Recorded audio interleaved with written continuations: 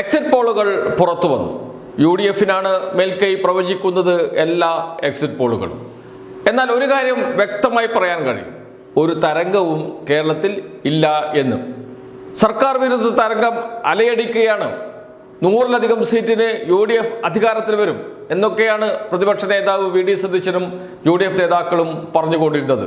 എല്ലാം പൊള്ളത്തരമാണ് എന്ന് ഇപ്പോൾ ബോധ്യപ്പെട്ടിരിക്കുന്നു. LDF-ന് 70 സീറ്റ് വരെ ലഭിക്കും എന്ന് പറഞ്ഞ എക്സിറ്റ് പോൾ ഫലങ്ങളും പുറത്തു വന്നിട്ടുണ്ട്. എന്ന് വച്ചാൽ UDF-ന് പൂർണ്ണമായും അനുകൂലമല്ല എക്സിറ്റ് പോൾ ഫലങ്ങൾ എന്നും. അതേസമയം UDF ജയിക്കുമെന്ന് പറഞ്ഞ എക്സിറ്റ് പോളുകളുടെ ഫലങ്ങൾ ഒന്ന് സൂക്ഷ്മമായി വിലയിരുത്തിയാൽ അതിൽ പല പിശകുകളും നമുക്ക് കണ്ടെത്താൻ കഴിയും. കൊട്ടക്കണക്കാണ് പറഞ്ഞത് എന്ന് മനസ്സിലാക്കാൻ കഴിയും. ആളുകൾ ഏറെ വിശ്വസിക്കുന്ന axis my India exit poll, അതുകൊണ്ട് തന്നെ അതിൽ തുടങ്ങാമെന്ന് തോന്നുന്നു. ഓരോന്നും പ്രത്യേകം വീഡിയോ ആയി ചെയ്യേണ്ടി വരും. തുടക്കത്തിൽ നമുക്ക് ആക്സിസ് മൈ ഇന്ത്യ എടുക്കാം. ആക്സിസ് മൈ ഇന്ത്യ കേരളത്തെ 3 വിഭാഗമായി തിരിക്കുന്നുണ്ട്. വടക്കൻ കേരളം, മധ്യ കേരളം, തെക്കൻ കേരളം എന്ന രൂപത്തിൽ. ഇതിൽ വടക്കൻ കേരളത്തിൽ ആക്സിസ് ഇന്ത്യ ഉൾപ്പെടുത്തിയിരിക്കുന്നത് കണ്ണൂർ, കാസർഗോഡ്, വയനാട്, കോഴിക്കോട്, മലപ്പുറം ജില്ലകളിലാണ്. ഈ 5 ജില്ലകൾ ചേർന്ന് 48 സീറ്റുണ്ട്. ഈ 48 സീറ്റിൽ കേരളത്തിന് ലഭിക്കും എന്ന് പറയുന്നത് കാസർഗോഡ്, കണ്ണൂർ, വയനാട്, കോഴിക്കോട്, മലപ്പുറം ഈ 5 ജില്ലയിൽ നിന്ന് ആക്സിസ് മൈ ഇന്ത്യ പറയുന്നത് 27 സീറ്റ് വരെ LDF-ന് ലഭിക്കുമെന്നാണ്. 27 സീറ്റ് വരെ. അങ്ങനെയെങ്കിൽ ഒരു കാര്യം ഉറപ്പിച്ചു പറയാം, 90-ലധികം സീറ്റിന് LDF അധികാരത്തിൽ വരും. ഏതൊക്കെയാണ് ആ ജില്ല? കാസർഗോഡ്, കണ്ണൂർ, വയനാട്, കോഴിക്കോട്, മലപ്പുറം. UDF-ന് വൻ കുതിപ്പ് പറയുന്ന ജില്ലകളാണ് മലപ്പുറവും കോഴിക്കോടും. മലപ്പുറത്ത് മുഴുവൻ സീറ്റും UDF നേടും എന്നൊക്കെയുള്ള എക്സിറ്റ് പോൾ ഫലങ്ങൾ വന്നിട്ടുണ്ട്. കോഴിക്കോട് ജില്ലയിൽ വൻ മുന്നേറ്റം ഉണ്ടാക്കും എന്ന് പറയുന്നു. ആ ജില്ലകളിൽ LDF-ന് 27 സീറ്റ് ലഭിക്കും എന്നതാണ്. അതിനേക്കാളും രസകരം മറ്റൊന്നുണ്ട്. കാസർഗോഡ് 3 സീറ്റ് LDF-ന് ലഭിക്കും. വയനാട് 1 സീറ്റ് ലഭിക്കാൻ സാധ്യത. അത് കഴിഞ്ഞാൽ മലപ്പുറം, കണ്ണൂർ, കോഴിക്കോട് എന്നീ 3 ജില്ലകളിൽ നിന്ന് മാത്രം 23 സീറ്റ് വരെ കിട്ടുമെന്ന് എക്സിറ്റ് പോൾ പ്രവചിക്കുന്നു. അതോടുകൂടി UDF-ന്റെ ചങ്കിടിപ്പ് കൂടി എന്ന് ഉറപ്പിച്ചു പറയാം. കാരണം കോഴിക്കോടും മലപ്പുറവും LDF-ന് 0 സീറ്റ് വരെ പറഞ്ഞ UDF നേതാക്കളുണ്ട്. മലപ്പുറത്ത് പ്രത്യേകിച്ച് 16-ൽ 16 UDF, മുസ്ലിം ലീഗ് അടങ്ങുന്ന UDF നേടുമെന്ന് പറഞ്ഞവരുണ്ട്. ഈ 2 ജില്ലകൾ കോഴിക്കോട് ജില്ലയിലും മലപ്പുറം ജില്ലയിലുമാണ് UDF വലിയ പ്രതീക്ഷ വെക്കുന്നത്. അവിടെ നിന്ന് 23 സീറ്റ് LDF നേടും എന്ന് വെച്ചാൽ LDF-ന് വലിയ മുന്നേറ്റം തന്നെ ഉണ്ടാകും എന്ന കാര്യത്തിൽ സംശയമേയില്ല. ഇനി മധ്യകേരളം എടുത്തു നോക്കാം. മധ്യകേരളത്തിൽ LDF-ന് 3 മുതൽ 7 സീറ്റ് വരെയാണ് പ്രവചിക്കുന്നത് മൈ ആക്സിസ് ഇന്ത്യ. അതായത് അവരുടെ കണക്ക് പ്രകാരം പാലക്കാട്, തൃശ്ശൂർ, എറണാകുളം, ഇടുക്കി, കോട്ടയം ഈ 5 ജില്ലകൾ. പാലക്കാട്, തൃശ്ശൂർ, എറണാകുളം, ഇടുക്കി, കോട്ടയം. ഇതിൽ കോട്ടയം, എറണാകുളം, ഇടുക്കി 3 ജില്ലകളിൽ 0 സീറ്റ് കണക്കാക്കിയാൽ തന്നെ 7 സീറ്റ് മാത്രമാണോ ഏറ്റവും കൂടുതൽ LDF-ന് ലഭിക്കുക?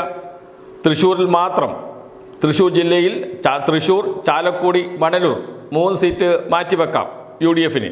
അപ്പോൾ തന്നെ അവിടെ 10 സീറ്റ് LDF-ന് ഉറപ്പാണ്. ഒരു സംശയവും വേണ്ട, തൃശ്ശൂർ LDF-ന് നല്ല മേൽക്കൈ ഉണ്ടാകുമെന്ന് എല്ലാവരും പറയുന്ന ജില്ലകളിൽ ഒന്നാണ്. മനോരമയുടെ സർവേയിൽ പോലും പറയുന്നത് 11 സീറ്റോളം നേടും തൃശ്ശൂരിൽ എന്നാണ്.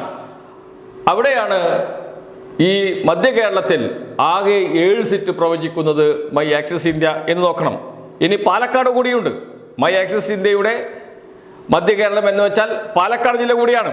3 മുതൽ 7 സീറ്റ് വരെയാണ് LDF-ന് ലഭിക്കുക എന്ന് പറഞ്ഞാൽ പാലക്കാട് ജില്ലയിലും 0 സീറ്റ് ലഭിക്കണം.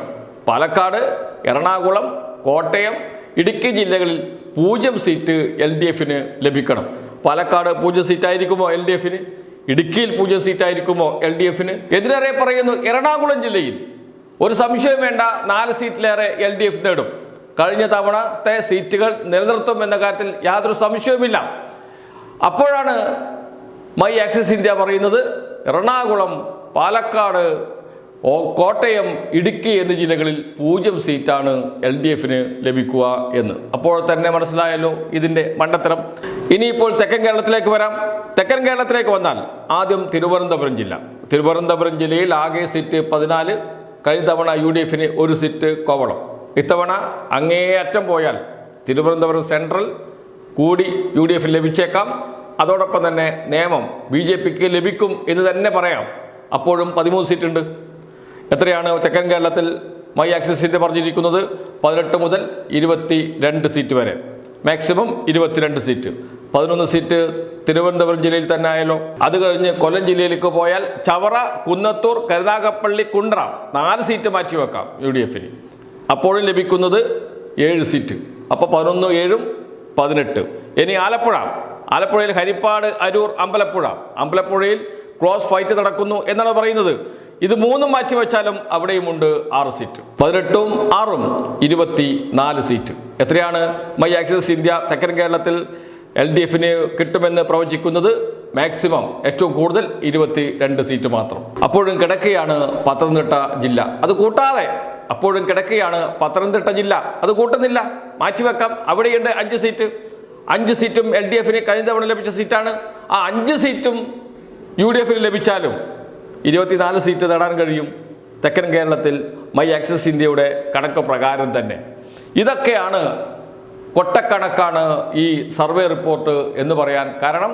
ഈ കൊട്ടക്കണക്കിനെല്ലാം അതിജീവിച്ചുകൊണ്ട് ഒരു സംശയവും വേണ്ട, LDF 76-ലധികം സീറ്റുകൾ നേടി, 76+ സീറ്റുകൾ നേടി അധികാരത്തിൽ വരിക തന്നെ ചെയ്യും.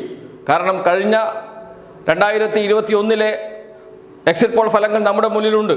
തോക്കുമെന്ന് പറഞ്ഞ സ്ഥാനാർത്ഥികളൊക്കെ, LDFൻ്റെ നേതാക്കളൊക്കെ വൻ ഭൂരിപക്ഷത്തിനും ജയിച്ചു വന്നത് എത്രയോ തവണ പറഞ്ഞതാണ്. അതുകൊണ്ട് ആവർത്തിക്കുന്നില്ല. MM മണിയും മുഹമ്മദ് റിയാസുമൊക്കെ ഇപ്പോൾ ഇവിടെ തന്നെയുണ്ട് എന്നുകൂടി ഓർക്കണം.